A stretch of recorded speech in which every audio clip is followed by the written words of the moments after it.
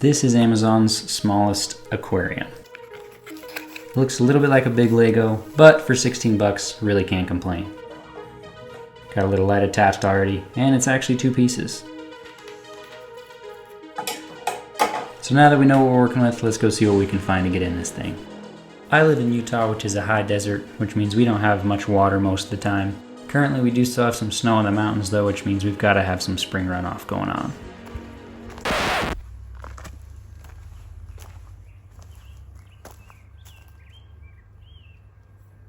I don't understand how we live here. I did end up finding a little bit of water further up the stream bed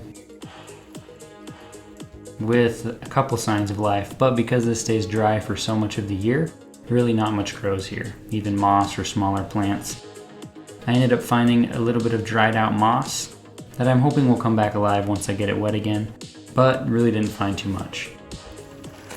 Ended up grabbing a little bit of gravel from the bottom of the stream bed. That'll work great as a drainage layer, and we'll work from there.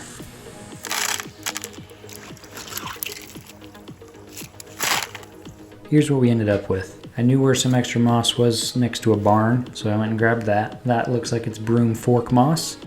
The other one that we grabbed that was a bit dry, we're hoping it'll wake back up, but it's a silver green bream moss. This is really the best way of me knowing. I don't know if that's accurate. If you think it's something different, drop a comment below, would love to know. We also grabbed a couple different types of rocks just for some texture on top as far as the hardscape goes. I also just grabbed some dirt from outside, grabbed a few snail shells. We've also got an old skull that I found. The front portion is broken off, so I can't quite tell what it is, but drop your guesses down below as well.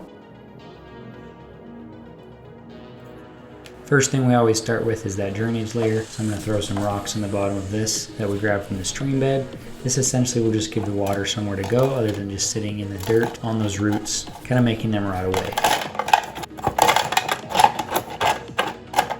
Next, we're just going to grab some substrate. We typically just have kind of a clay-based soil here. So I'm going to get this wet, kind of pack it together, and then put it on top of that drainage layer. That way it's not just sprinkling down in between all those rocks I just put down, because if it does that and then gets wet, we pretty much don't have a drainage layer because there's nowhere for the water to go.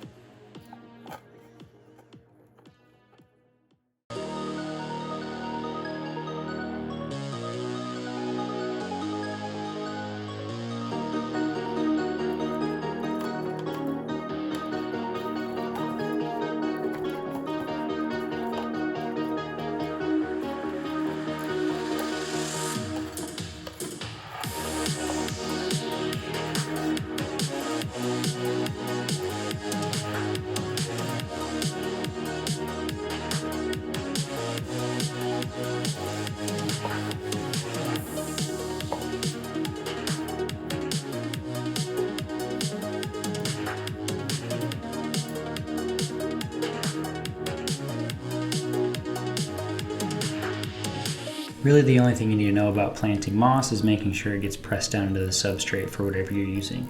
That way it can still get moisture and grow some more new roots. I'm going to add a little extra water on top of these, hopefully wake that dry stuff back up, and then we'll add a few little details here. Hopefully you've enjoyed this one so far, guys. If you have, make sure to drop a like, hit subscribe.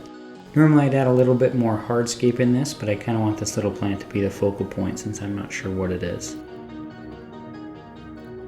We're going to add a few small snail shells, and of course we can't forget about that skull I found. I'm going to marry that just a little bit by moss.